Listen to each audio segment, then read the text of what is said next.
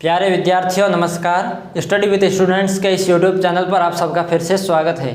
मैं आज फिर आपके सामने हाजिर हूँ एक नई क्लास के साथ। हमने पिछली क्लास में रक्त के बारे में अध्ययन किया था, ब्लड के बारे में अध्ययन किया था।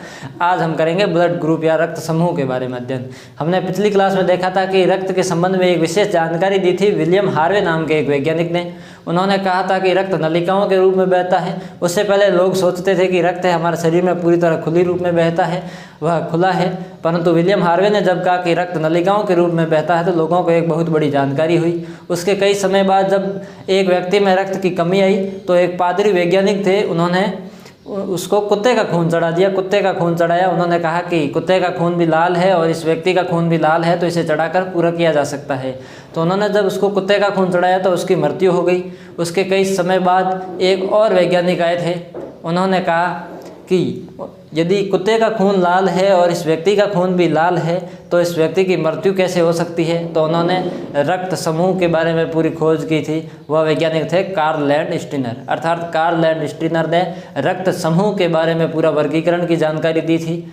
कार्ल लैंडस्टीनर ने देखा कि दोनों का रंग एक समान है, तो विशेष बात यही है कि कुछ इस लाल रंग में भी बात छुपी हुई है। तो उन्होंने अपना पूरा ध्यान आरबीसी की तरफ फोकस कर दिया। हमने पढ़ा था कि आरबीसी लाल रंग की होती है, तो उन्होंने आरबीसी की तरफ अपना पूरा ध्यान फोकस किया।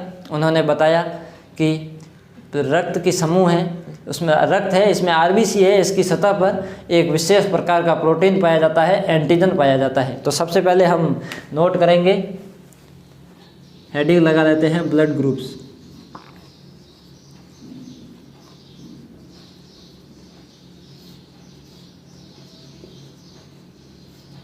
रक्त समूह।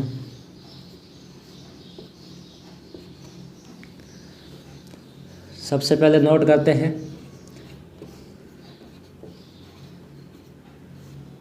रक्त समूहों का वर्गीकरण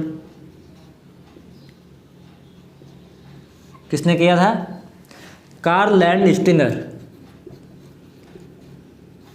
कार्ल लैंडस्टीनर, याद रखें, इनका नाम बहुत ही महत्वपूर्ण है परीक्षा की दृष्टि से। कार्ल लैंडस्टीनर ने देखा कि आरबीसी की सतह है, आरबीसी की सतह पर एक प्रोटीन पाया जाता है।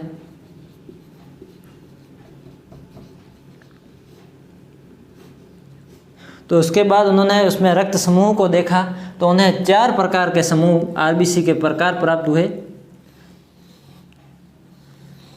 उन्होंने जब आरबीसी की सतह पर पूरी वैज्ञानिक दृष्टि से जब जांच की तो उन्होंने देखा, मैं आपको अलग रंग से समझा देता हूँ। एक आरबीसी की सतह पर तो कुछ इस तरह के प्रोटीन थे,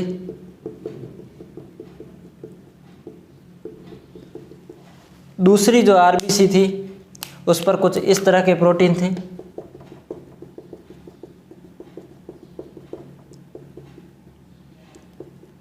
अर्थात एक आरबीसी पर अलग तरह की प्रोटीन दिखाई दी। उसके बाद उन्होंने तीसरी एक अलग और प्रोटीन देखी जिसमें उन्होंने देखा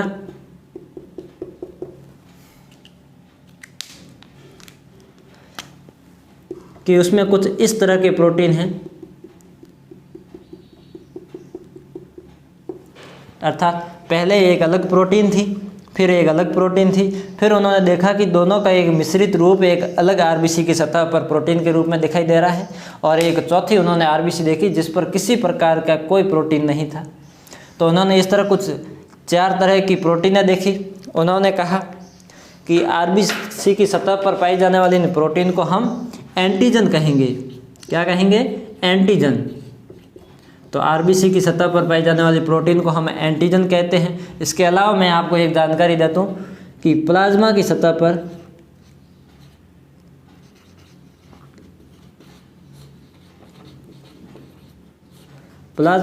है, इस पर प्रोटीन पाया जाता है, उसको हम कहते हैं एंटीबॉडी।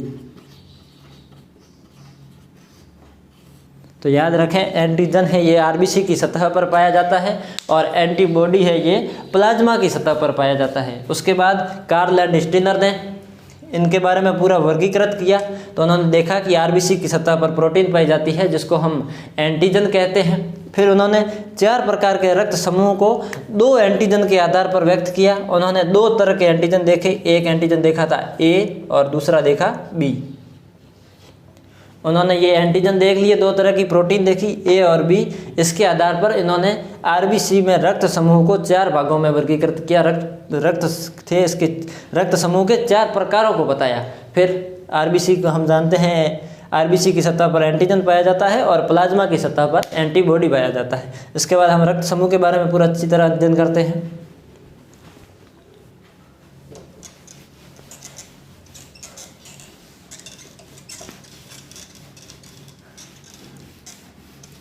रक्त समूह के प्रकार को हम एक सारणी की सहायता से देख लेते हैं।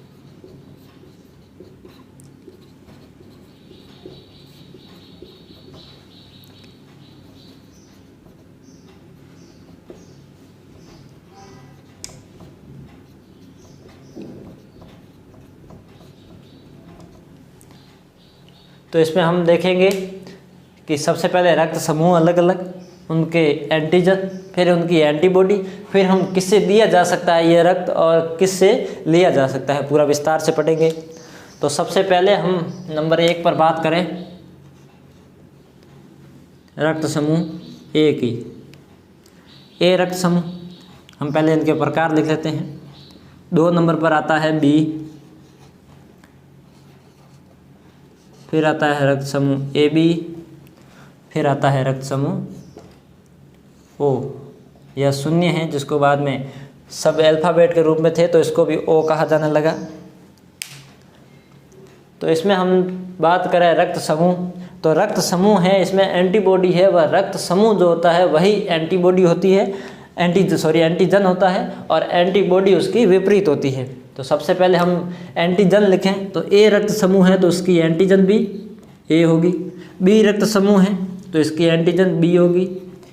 ए बी रक्त समूह है तो इसकी एंटीजन ए बी नहीं, इसकी एंटीजन होगी ए और बी। ए रक्त समूह है, बी थे, फिर हमने देखा जो मिश्रित था, तो मिश्रित में ए प्रोटीन और बी प्रोटीन दोनों होती है, तो एंटीजन यहाँ ए और बी दोनों होगी, ए बी नहीं होगी, याद रखें। फिर चौथा प्रकार था ओ या शून्य रक्त समूह, इसमें किसी प्रकार की प्रोटीन उन्होंने नहीं देखी थी। हमने आरबीसी के 4 प्रकार देखे थे। सबसे पहले एक अलग दिखा था, इसको हम ए कह सकते हैं। फिर उन्होंने जो देखा इसको बी कह सकते हैं। फिर उन्होंने एक मिश्रित देखा था, उसको हम ए भी बता सकते हैं। और लास्ट में एक खाली देखा था जिससे हम ओ रक्त समूह कहेंगे। तो उन्होंने इस तरह आरबीसी के सतह पर जो रक्त समूह देखे थे, जो प्रोटीन देखी थी, उसके आधार पर उन्होंने रक्त समूह को समझाया। तो इसमें हमने देखा कि एंटीजन होता है वह रक्त समूह होता है, वही होता है जैसे ए रक्त समूह है तो ए रक्त समूह वालों में जो आरबीसी के सतह पर प्रोटीन होता है वह ए होता है, बी पर बी, ए बी पर ए और बी दोनों पाए जाते हैं, और ओ पर कोई प्रकार का प्रोटीन या एंटीजन नहीं पाया जाता। फिर एंटीबॉडी, हमने कहा था प्लाज्मा की सतह पर पाया जाने वाला प्रोटीन, ये आरबीसी की सतह पर पाया जाता है। प्लाज्मा में हमने पढ़ा कि आरबीसी को यदि रक्त से माइनस कर दे, अर्थात इसका जो विपरीत होगा वह, तो एंटीजन ए है तो एंटीबॉडी होगी बी। अब बी है एंटीजन या रक्त समूह बी है तो इसकी एंटीबॉडी ए होगी। फिर यदि हम बात करें ए बी रक्त समूह जिसमें एंटीजन ए बी है अर्थात दोनों हैं, तो यहाँ किसी प्रकार की कोई एंटीबॉडी नहीं होगी। और फिर जो रक्त समूह ओ है, शून्य है, जहाँ पर किसी प्रकार की एंटीजन नहीं पाई जाती, तो यहाँ दोनों प्रकार की एंटीबॉडी होगी, ए और बी दोनों प्रकार। फिर हम बात करें किससे दिया जा सकता है, तो ए प्रकार का जो रक्त समूह है वह एक तो ए को दे सकता है, दूसरा ए बी को दे सकता है। फिर यदि हम बात करें बी रक्त समूह की तो ये बी को दे सकता है एक, और ए बी को दे सकता है। फिर ए बी की बात करें तो ये केवल ए बी को दे सकता है। फिर हम बात करें ओ रक्त समूह की तो ओ रक्त समूह है ये, एक तो ओ को दे सकता है और एक ए बी को दे सकता है। तो हमने देखा कि कौन कौन से रक्त समूह है वह किससे रक्त दे सकते हैं, और अगला हमारा बिंदु है किससे लिया जा सकता है, अर्थात अपन में यदि रक्त की कमी आ जाए तो हम किस ग्रुप से हम रक्त ले सकते हैं। तो ए वाला है ये, एक तो ए से ले सकता है और एक ओ से ले सकता है, क्योंकि इस पर किसी प्रकार की कोई एंटीजन नहीं पाई जाती, प्रोटीन नहीं है, तो वह किसी से भी ले सकता है। फिर हम बी की बात करें, बी से ले सकता है और ओ से ले सकता है। फिर हम ए बी की बात करें, ए से ले सकता है, बी से ले सकता है, ए बी से ले सकता है और ओ से ले सकता है। फिर ओ की बात करें तो ये केवल ओ से ले सकता है। तो इस सारणी में हमने देखा कि अलग अलग जो रक्त समूह हैं इनकी एंटीजन क्या है, एंटीबॉडी क्या है, फिर ये किससे रक्त दे सकते हैं और किससे रक्त ले सकते हैं। इसमें एक विशेष बात और यहाँ नोट करें अपन यदि, तो किससे दिया जा सकता है, यहाँ पर एक कंटिन्यू कॉमन चीज़ आ रही है ए बी, और किससे लिया जा सकता है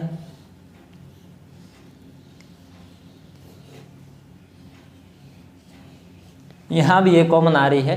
तो किससे दिया जा सकता है, इसमें ए बी एक रक्त समूह है, यह कॉमन आ रहा है, और किससे लिया जा सकता है इसमें एक ओ है रक्त समूह, ये कॉमन आ रहा है। तो यहाँ ए बी है, इसको हम क्या कह सकते हैं, सर्वग्राही।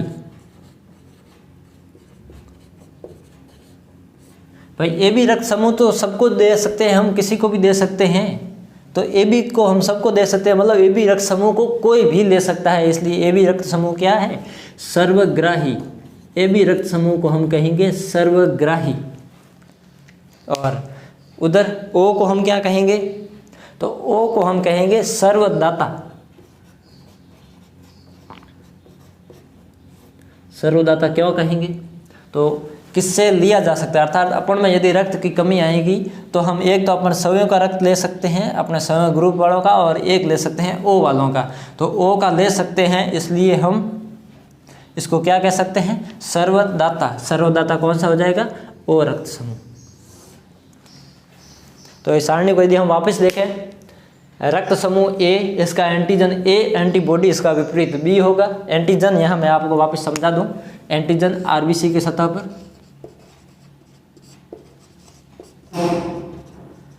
एंटीजन यदि आरबीसी की सतह पर पाया जाता है तो एंटीबॉडी कहाँ पाया जाता है, प्लाज्मा की सतह पर, प्लाज्मा की सतह। फिर किसे दिया जा सकता है, तो ए रक्त समूह ए को दे सकता है और ए बी को दे सकता है। फिर किससे लिया जा सकता है, ए और ओ। उस प्रकार बी में एंटीजन बी, एंटीबॉडी ए, किससे दिया जा सकता है, बी और ए बी, किससे लिया जा सकता है, बी और ओ से। फिर रक्त समूह ए बी की बात करें तो एंटीजन ए बी नहीं, ए और बी, एंटीबॉडी कोई नहीं, किससे दिया जा सकता है, ए बी को दिया जा सकता है। किससे लिया जा सकता है, ए से लिया जा सकता है, बी से लिया जा सकता है, ए बी से भी लिया जा सकता है और ओ से भी लिया जा सकता है। फिर हम बात करें ओ की, एंटीजन कुछ नहीं, एंटीबॉडी ए और बी, किससे दिया जा सकता है, ओ को दे सकता है और ए बी को दे सकता है। किससे लिया जा सकता है, केवल ओ से लिया जा सकता है, अर्थात ओ जो जिसका रक्त समूह होता है वे रेयर होते हैं, इनको ये किसी से नहीं ले सकते, केवल जिसका रक्त समूह ओ होता है उनसे रक्त ले सकते हैं। तो हमने रक्त समूह को हमने सारणी से पढ़ लिया है। इसके बाद एक मैं आपको एक और छोटी सी कहानी सुना देता हूँ। तो ये क्या है कि रक्त समूह को जब कार्ल लैंड स्टीनर ने समझाया तो उसके कई दिनों बाद एक कंपनी थी, उसके मालिक का रोड दुर्घटना में एक्सीडेंट हो गया। पैसे तो बहुत थे कंपनी का मालिक था वो। तो जब उसमें रक्त की कमी आई तो एक ऐसे नौकर को पकड़ा जिसका रक्त समूह उसके समान था। तो मालिक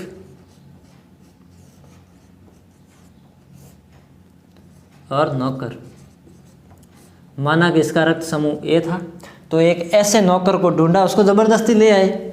तो ऐसे नौकर को ढूंढा जिसका रक्त समूह ए था, इसका रक्त इसको चढ़ा दिया गया और मालिक बच गया। मालिक फिर से जिद्दी कार लेके रवाना रोड पे, दोबारा एक्सीडेंट हो गया, दोबारा मालिक हॉस्पिटल में भर्ती। तो दोबारा क्या करेंगे, उसी नौकर को पकड़ के लाएंगे कि इसके पास ए था, क्यों ढूंढे फालतू में। तो उसी नौकर को पकड़ के लेके आ गए। अब इस नौकर को पकड़ा, नौकर का रक्त ए था, इसका रक्त ग्रुप जो ब्लड ग्रुप था वह ए था, रक्त समूह ए था।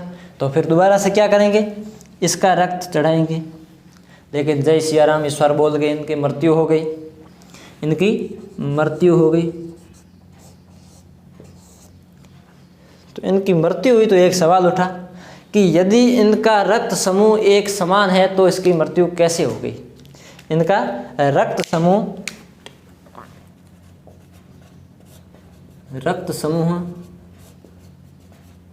एक समान है तो मालिक की मृत्यु क्यों हुई, एक प्रश्नवाचक चिन्ह बन गया। क्या भाई रक्त समूह इन दोनों का एक समान था तो पहले यदि नौकर ने इसको रक्त दिया तो ये बच गया, दोबारा भी उस नौकर ने इसको जब रक्तदान दिया, रक्तदान किया तो इसमें मालिक की मृत्यु कैसे हो गई, एक बहुत बड़ा सवाल बन गया था। वैज्ञानिक खोज करते रहे। इसमें मैं आपको बता दूं इसकी मृत्यु क्यों हुई थी, फिर उसको हम विस्तार से समझते हैं। तो यहाँ जो मालिक का जो रक्त समूह था वह था माइनस और नौकर का था वह था ए प्लस।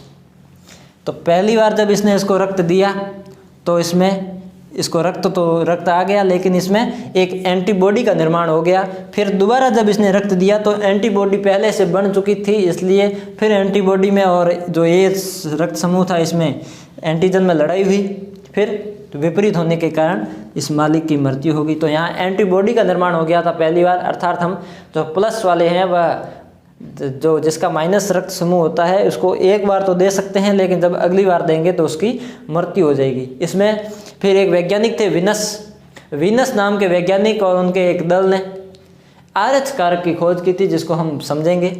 उन्होंने बताया कि RH फैक्टर होता है एक, जिसका हमारे दैनिक जीवन में बहुत बड़ा महत्व होता है। इस प्रकार उन्होंने बताया कि RH फैक्टर है जो वीनस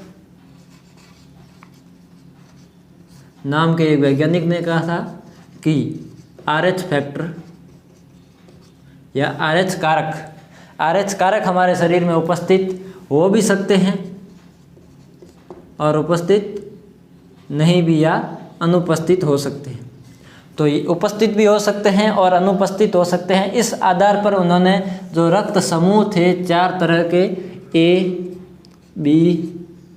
बी और O, इन 4 प्रकार के जो रक्त समूह थे इनको सभी को 2-2 भागों में बांटा, अर्थात जो 4 रक्त समूह थे उन्होंने इसको 8 भागों में कर दिया। इन्होंने कहा था कि ए प्लस के रूप में होता है और ए माइनस के रूप में होता है।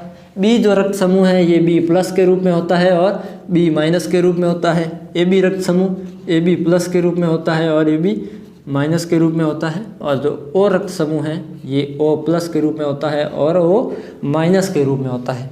तो जो 4 प्रकार के रक्त समूह थे उन्होंने अलग अलग 8 भागों में कह दिया कि RH फैक्टर है। RH फैक्टर उन्होंने एक रिसस नाम का बंदर था, एक रिसस नाम का एक मंकी था, इस पर इन्होंने खोज की थी। क्योंकि रिसस जो बंदर है हम जानते हैं मानव के सबसे करीबी जाति का है। तो रिसस बंदर पर जब उन्होंने खोज की तो उन्होंने कहा कि RH फैक्टर उपस्थित होता है या अनुपस्थित भी हो सकता है। उस आधार पे उन्होंने जो रक्त समूह थे उसको 8 भागों में बांट दिया। वास्तव में जो RH फैक्टर है ये RH है जो इस रिसस नाम के बंदर के शुरू के 2 अक्षरों को उठाकर बनाया गया है, RH फैक्टर। तो फिर वीनस नाम के वैज्ञानिक थे, इन्होंने कह दिया कि हमारे शरीर में RH कारक उपस्थित होते हैं, इस कारण जो हम रक्तादान करते हैं, रक्त का आदान प्रदान करते हैं, उसमें उसका बहुत बड़ा महत्व है। उसके बिना इसका आदान प्रदान नहीं कर सकते। क्योंकि जब यहाँ पर हमने देखा कि रक्त समूह एक समान थे, फिर भी नौकर ने जब मालिक को रक्त दिया तो पहली बार तो मालिक एकदम सही हो गया, लेकिन जब दोबारा उसको रक्त दिया तो उसकी मृत्यु हो गई, डेथ हो गई। तो फिर उन्होंने एक बहुत बड़ी जानकारी दी ही RH फैक्टर के बारे में। हम अब RH फैक्टर के बारे में पढ़ेंगे आगे। इसको मैं पहले रिमूव कर लेता हूँ।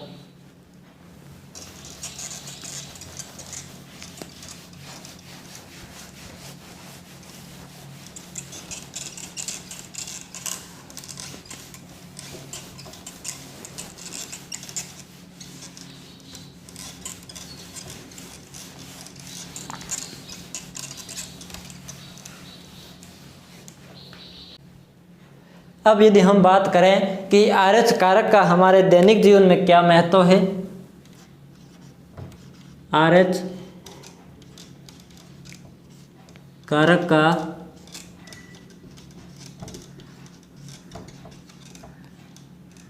दैनिक जीवन में महत्व।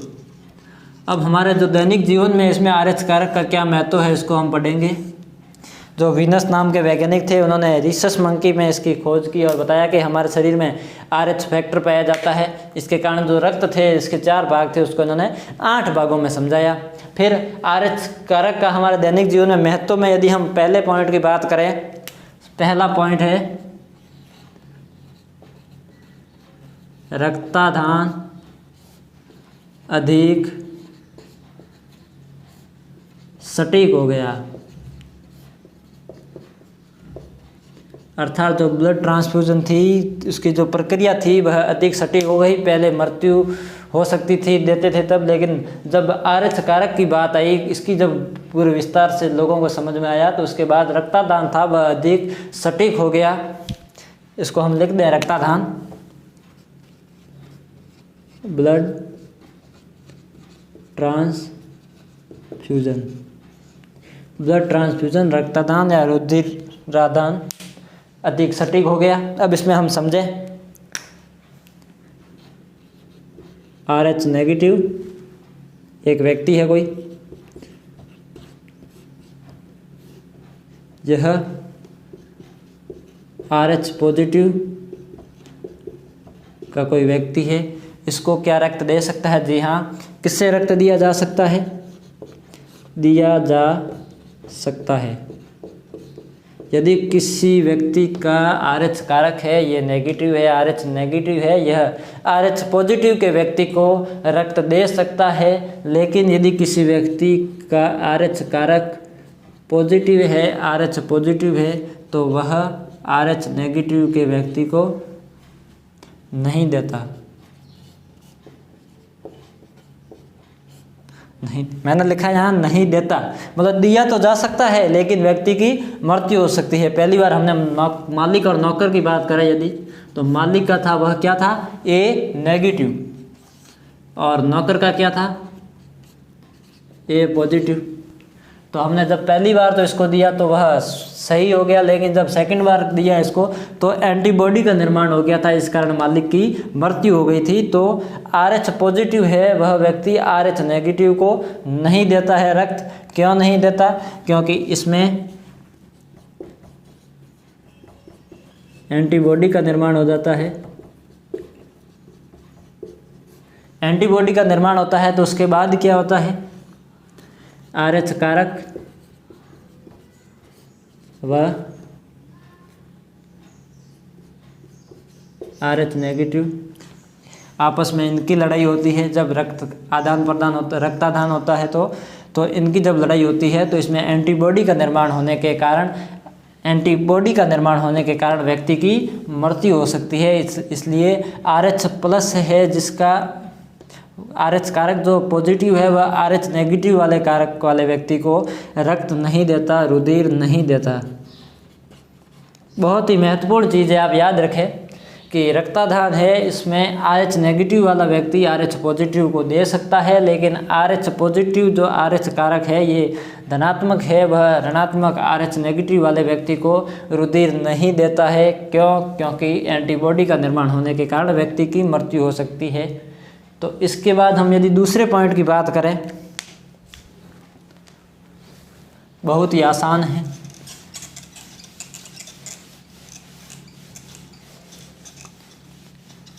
सेकंड पॉइंट क्या है? इरेथ्रोब्लास्टोसिस फेटेलिस।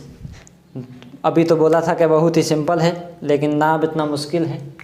लेकिन हम लिखें यदि पॉइंट को, इरेथ्रोब्लास्टोसिस फेटेलिस, इरेथ्रोब्लास्टोसिस फेटेलिस, इसको हम यदि इंग्लिश में भी लिख लेते हैं,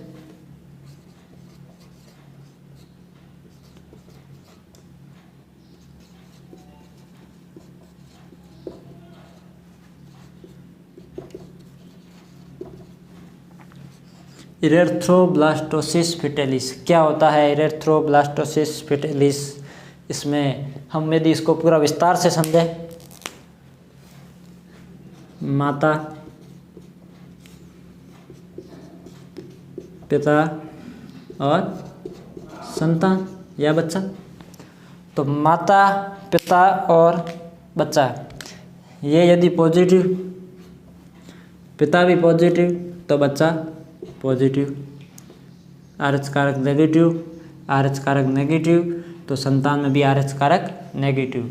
माता में RH कारक पॉजिटिव, पिता में RH कारक नेगेटिव तो बच्चे में पॉजिटिव। माता में RH कारक नेगेटिव, पिता में RH कारक पॉजिटिव, बच्चे में पॉजिटिव। तो इसके आधार पर यदि हम समझें कि यदि माता में RH कारक पॉजिटिव हो या नेगेटिव, इसमें माता या पिता में से किसी में भी एक RH कारक पॉजिटिव हो तो संतान में RH कारक होगा वह पॉजिटिव होगा। यहाँ पॉजिटिव होने का जो चांस है यह 75% है और नेगेटिव होने का 25%। माता यदि RH कारक जो पॉजिटिव की है, पिता भी पॉजिटिव का था, संतान पॉजिटिव, यदि ये नेगेटिव नेगेटिव तो नेगेटिव, फिर पॉजिटिव नेगेटिव या नेगेटिव पॉजिटिव हो तो बच्चा पॉजिटिव होगा। इसके बाद यदि हम बात करें माता और पिता, माता RH नेगेटिव और पिता RH पॉजिटिव। यदि माता RH नेगेटिव है, पिता RH पॉजिटिव है तो संतान RH पॉजिटिव होगी।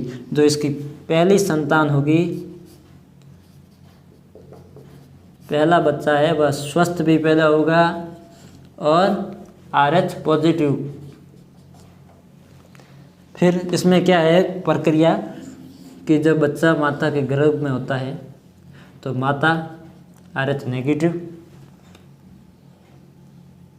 बच्चा RH पॉजिटिव, ये प्लेसेंटा के माध्यम से जुड़े रहते हैं। तो प्लेसेंटा के माध्यम से माता और बच्चा गर्भाशय में जुड़े हुए हैं। माता RH नेगेटिव है, बच्चा RH पॉजिटिव का है। तो जब बच्चे का जन्म होता है तो इसमें एक एंटीबॉडी का निर्माण हो जाता है। एंटीबॉडी का निर्माण होने से हम समझते हैं कि पिछली बार जब नौकर जो RH पॉजिटिव था, इसने RH नेगेटिव के मालिक को जब रक्त दिया तो क्या हुआ, पहली बार तो कुछ नहीं, सेकंड बार इसकी मृत्यु होगी। तो इसी प्रकार इस प्रक्रिया में भी एंटीबॉडी का निर्माण हो जाता है। एंटीबॉडी का निर्माण होने के कारण जो पहला बच्चा है वह स्वस्थ भी पैदा होता है और RH पॉजिटिव का पैदा होता है। लेकिन जब अगली बार जो बच्चा पैदा होगा, सेकंड बार जो बच्चा पैदा होगा, वह जीवित नहीं रहेगा, उसकी मृत्यु हो चुकी होगी। क्यों? क्योंकि RH कारक इसमें एंटीबॉडी का निर्माण हो जाता है। एंटीबॉडी का निर्माण हो जाने के कारण RH कारक और RH नेगेटिव जो माता के हैं ये आपस में कटाक्ष करते हैं, झगड़ते हैं कि कौन सा मजबूत है। उस दौरान बच्चे की मृत्यु हो जाती है। ये जब कमज़ोर हो जाता है प्लेसेंटा का बंध, जब RH पॉजिटिव का जो है इसमें एंटीबॉडी का निर्माण पहले से हो चुका है, तो एंटीबॉडी का निर्माण होने के कारण बच्चे की मृत्यु हो जाती है। इसलिए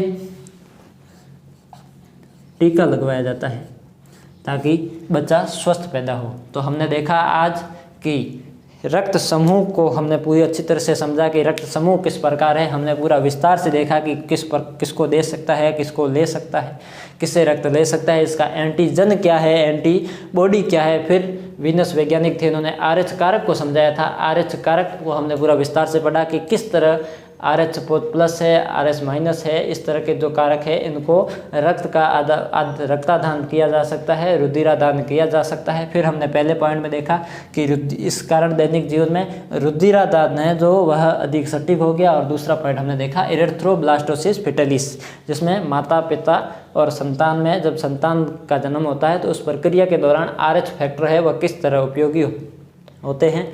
इसके बाद मैं यदि बात करूं, RH फैक्टर आ गया है तो अब सर्वदाता रक्त समूह और सर्वग्राही, एक तो है सर्वदाता और एक है सर्वग्राही। आपको याद होगा सर्वदाता कौन थे, सर्वग्राही कौन थे। तो सर्वदाता ओ था, सर्वग्राही ए बी था। इसमें भी हम यदि RH फैक्टर के आधार पर इसकी बात करें तो जिसका नेगेटिव ओ नेगेटिव सर्वदाता किसी को भी दे सकता है, सबसे रेयर है, और सर्वग्राही ए बी पॉजिटिव परीक्षा की दृष्टि से सबसे महत्वपूर्ण पर्सन है, वेरी मोस्ट।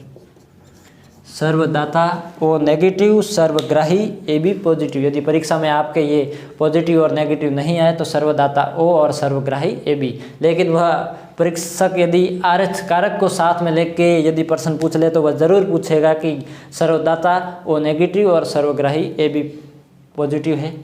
तो हमने इसको पूरे विस्तार से अध्ययन कर लिया है। उम्मीद है आपको वीडियो अच्छा लगा होगा। यदि वीडियो अच्छा लगा है तो शेयर कर दें ताकि अन्य बच्चे भी इस वीडियो का फ़ायदा उठा सकें। बहुत बहुत धन्यवाद।